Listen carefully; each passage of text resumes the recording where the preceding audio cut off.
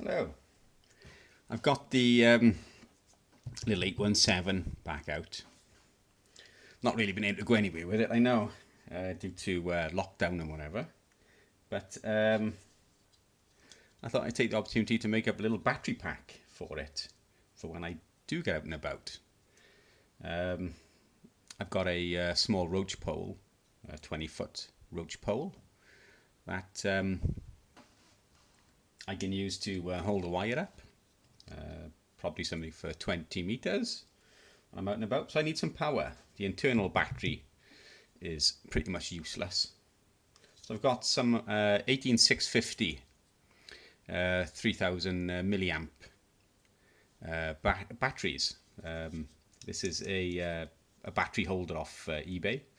So I've wired the batteries up in series. So we've got each battery is 3.7 volts. So we've got 11.1 volts across the terminals here. It might sound a little bit low, but it runs the 817 absolutely no problem at all.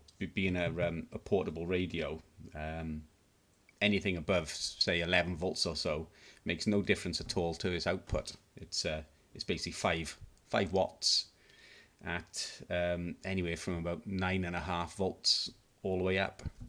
So 11.1 volts is no problem at all. So I could just solder the power leads straight across these terminals here, negative and positive, and away you go. But I need some way to charge the batteries without taking them out all the time. So and that calls for a balancing plug. I use these in RC as well, remote control. I fly quads, as you can see on the wall, but there's a couple of quads, and the same principle is used when you make up battery packs for the RC hobby. So we've got the 3 cells. This is a what it will be a 3-cell balancing plug. Right here, I'm going to use a XT60. I could use an XT30, but the charge I've got takes XT60s, and it's a little bit more current handling. Even though the radio, you'd be lucky if you get a draw of 2 or 3 amps from the 817. So these are way overkill, being 60 amp rated. I could use a XT30, but they're a little bit flimsy, you know, for out in the field. They're just a little bit flimsy. So the XT60 I thought would be okay, even though it's a bit over the top and a bit big and bulky. So that's what we're going to use. So I'll draw the circuit. I'll draw the circuit out for the balancing for the 3 cells I'm going to be using. We've got the 3 cells.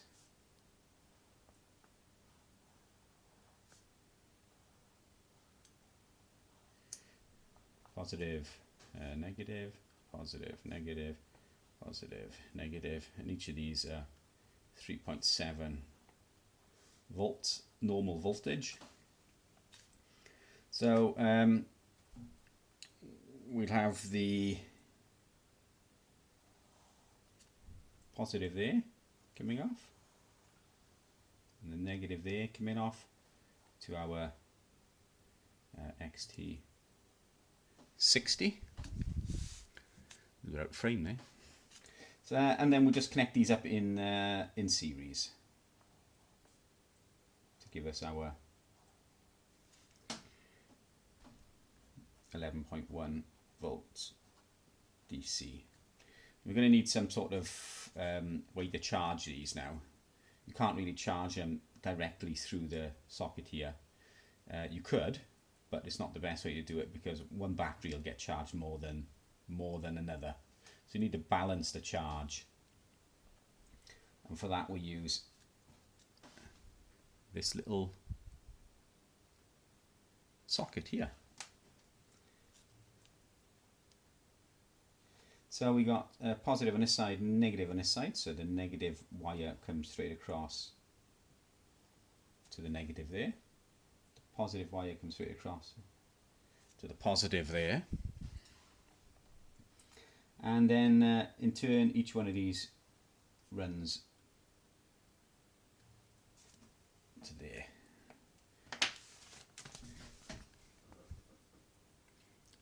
So that's basically it. Might look a little bit of a rat's nest, but but that's that basically. That's that there. So each of the wires will come off now on there, and then we've got the XT60 connectors. So let's and these are the wires I'm going to be using. They might look a little bit thin, but more than capable of handling the current draw from the 817. Don't really need to go any bigger at all than this size. So let's get started. So I've tinned I've fluxed a couple of these wires. These are the main power wires, or will be.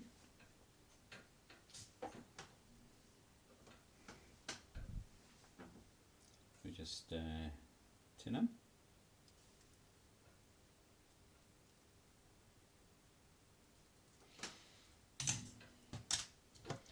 And pop them on. So positive to obviously positive.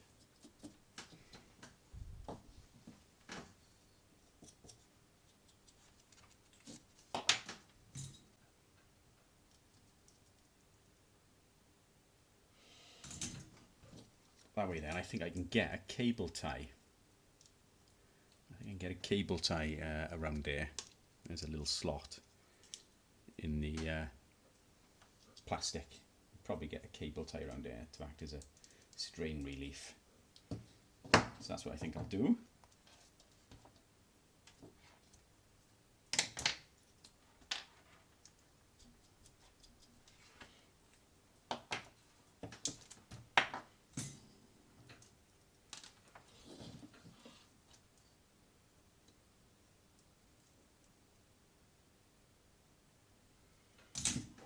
Okay, so we've got these soldered on. Obviously I haven't bared the ends yet, just in case they touch. Yeah, sparks and flames and all. So I think we can get away with that there. I think that would be okay. Put a bit of heat shrink sleeving around here, and we can hold it down, and that'll help it from being stressed.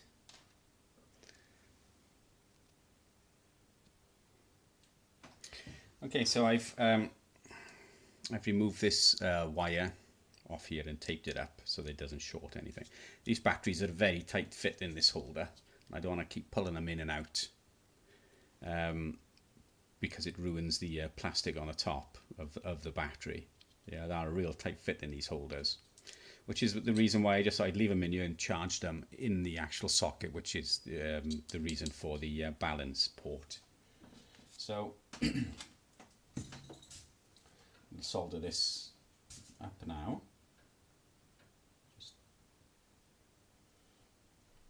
Just tin the ends.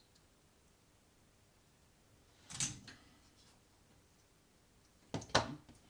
Slide some sleeving over. Just make sure it goes over. Barely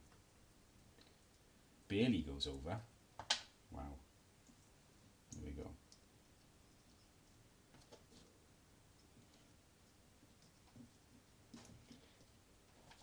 So these XT60s, they're already marked positive and negative, which is handy.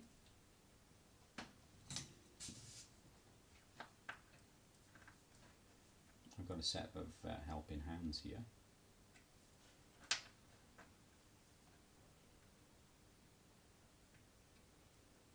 I might use.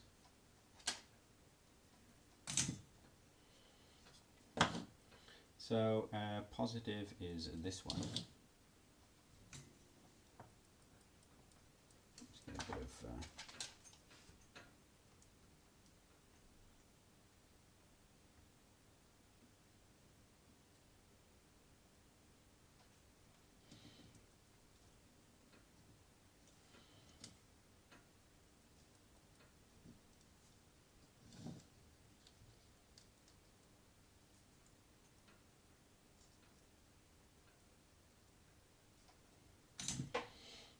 Okay, it'll have to be cooled right off now, otherwise I won't be able to slide the sleeve in over because it's already a tight fit. So that bit is basically done. So now we need to solder up the balance port as well, which I could probably get in there. So that's what I'll do. I'll pop the balance port in as well. Let's just make sure I've got it around the right way. It'll only fit in the one way. There's channels or notches on each side of the plug, so it'll only fit in the charger the one way. So it has to be wired up around the right way as well. So they're now cool. And we've got the sleeve in rigged up. The other one is hidden itself.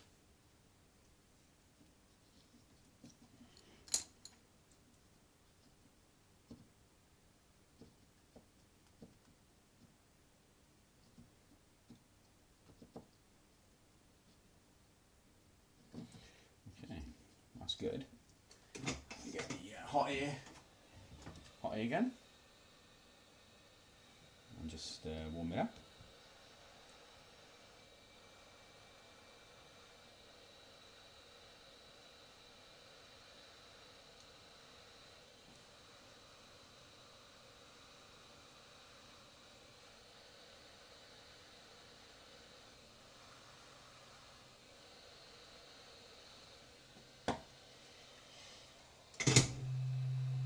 Okay. Lead about the way. So there's that bit done. So we're on the home stretch.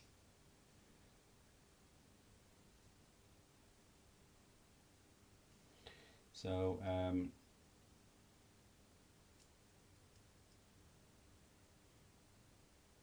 that one goes there.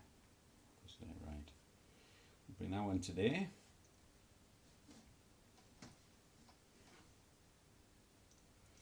Pop them in.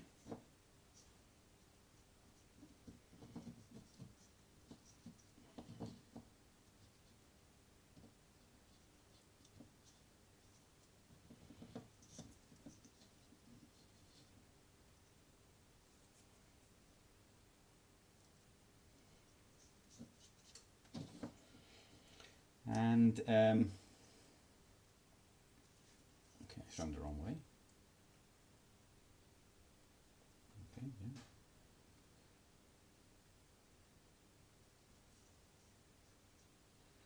So we've got positive. I've already marked it positive to make it easier for me. That obviously runs to the positive lead.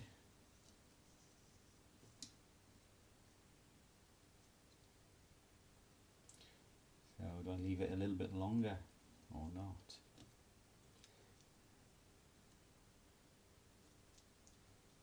I'll do it the same. I'll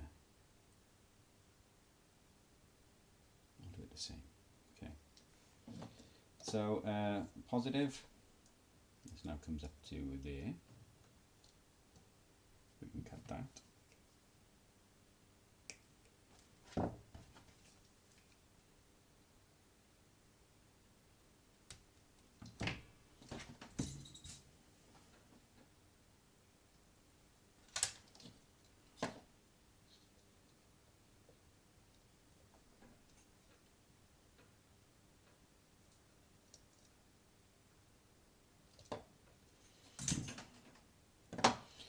Okay, and then the negative, which will come up to there.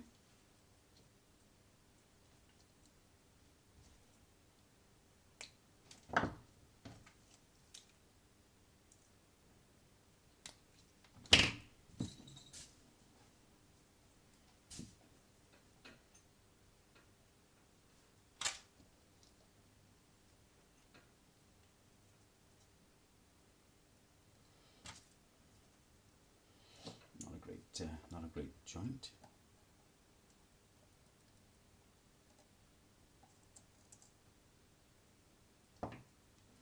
Better.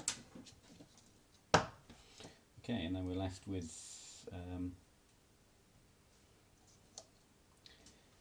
either one of the others now. So we can now connect this back up, if I can get the tape off.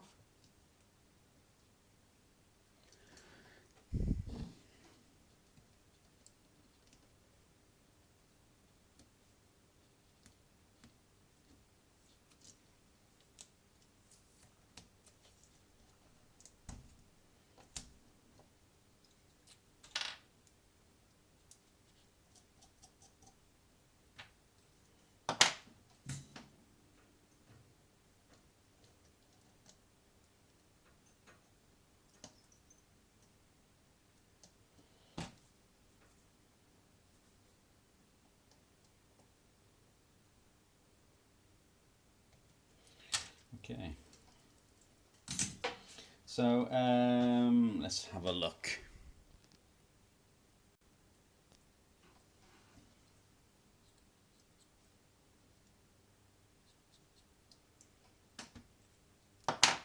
We're almost there.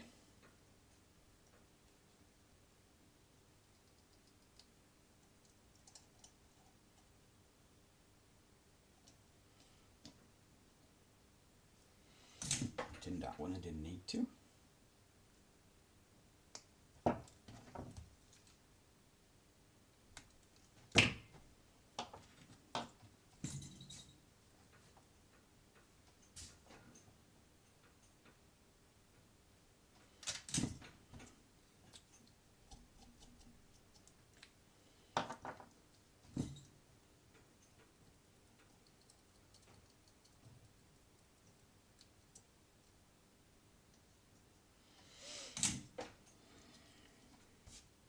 Looks a lot of wires, I know, but it's how it is. Let's line these up so they're the same.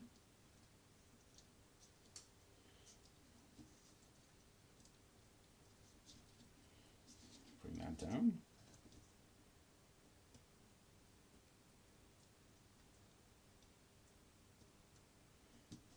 Pretty good.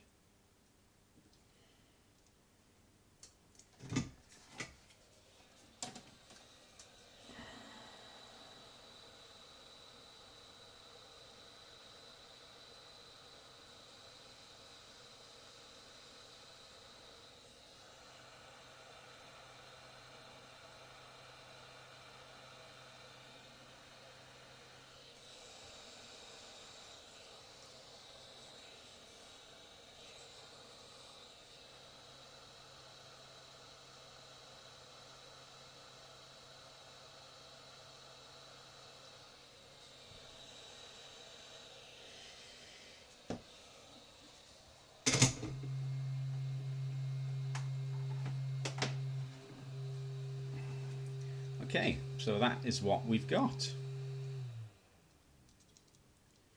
I should be able to get a cable tie or something around there. A couple of sharp edges. One strand of wire. So I should be able to get a cable tie or something around there. I'll have to have a look. But it should be possible, which will be quite handy. Don't really want it breaking the minute you start using it because of it flexing. So let's see if it charges. So that is basically the circuit. So let's see if it charges. Let me pull the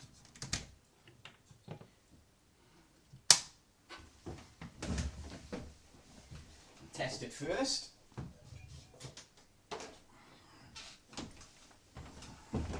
So this is the charger I use. It's a iMax B6 Mini made by Sky RC. It's got a XT60 on the end, and the balance port is well, in this case for 3 cells, it's that one there. So we'll just check it first with the multimeter, just to make sure everything's okay. needs to go on the radio so we can power it, but first of all it needs a charging. So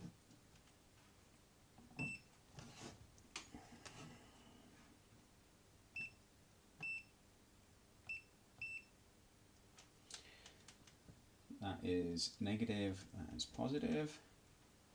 We get it to stay in there.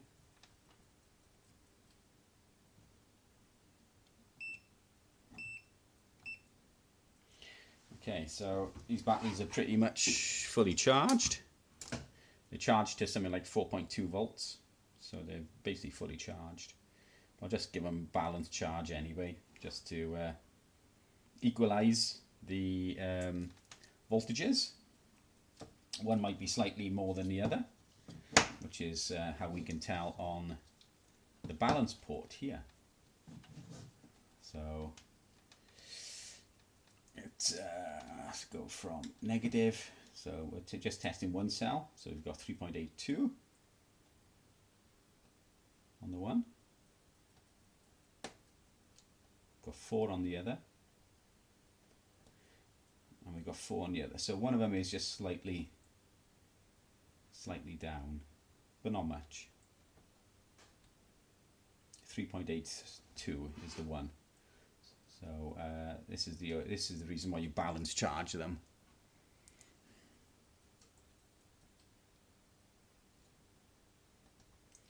So there we go. Yeah, 2 of them at 4 volts. One of them is at 3.8. So these are these batteries are lithium-ion batteries.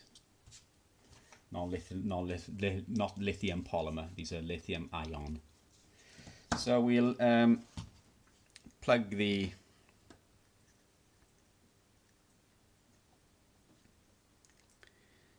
leads in. They're a bit short. I've got to really stretch them to get my power supply, which is up on the top shelf up there. Although I suppose I could use a different power supply. Just a minute, I'll go and grab one. So I've gone and got another one of my spare power supplies. It's a bit big for the bench. It's a bit big for what I need. In this particular case, anyway. So, just make a bit of room. Got to make a bit of room. It'll never fit on the bench.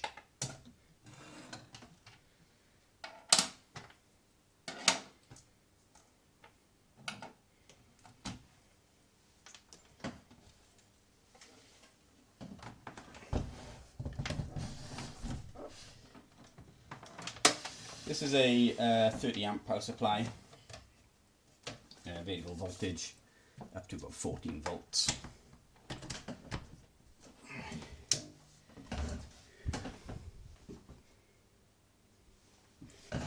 So we put the leads on and then connect it up.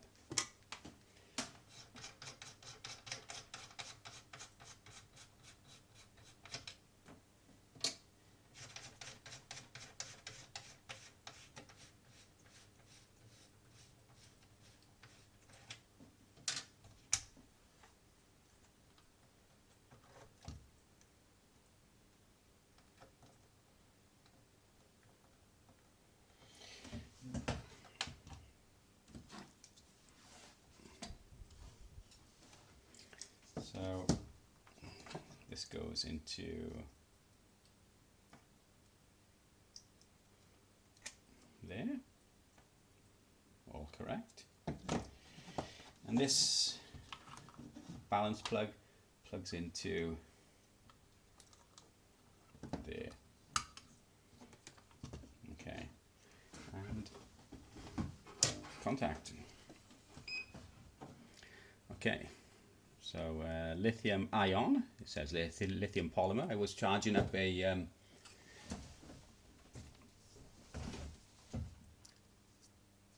RC battery last time, so we need to alter that to lithium ion, and yeah, 3000 milliamp. I never charge them at that rate. And it says 4S, 4 cells. We don't have 4 cells, we only have 3. So let's Let's alter that. Balance charge.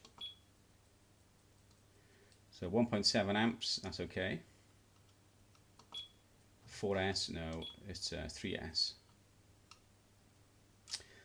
Lithium ion balance charge, 1.7 amps, 10.8 volts.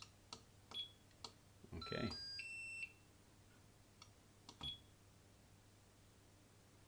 And there we go. It shouldn't take too long because the batteries are not really flat at all. We've just got one slightly out of balance. So there's my power supply ready for use in the summer. If we're let out, obviously. So I'll test it later. I'll run it later. I'll run it with the 817 and see just how long I get out of it. It's got a continuous discharge of 20 amps. These batteries have got a continuous discharge of 20 amps. And a peak or a pulse discharge of 35 amps. So it should be more than enough to run the 817. I said the 817 draws 2 or 3 amps at the very most. So with a continuous discharge of 20 amps, these should be fine. So we're charging out at the moment at 1.1 amps. And we're at 12.15 volts at the moment. So we leave it do its thing. It outputs a tone, like a little doodle doodle doodle doodle when it's finished. And it turns itself off, basically. It stops charging. So thanks for watching.